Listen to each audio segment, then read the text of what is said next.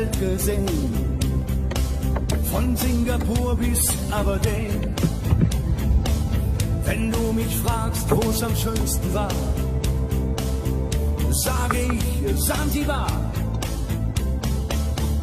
War eine harte Überfahrt, 10 Wochen nur das Deck geschrubbt, hab die Welt verflucht, in den Wind gespuckt und salziges Wasser geschluckt.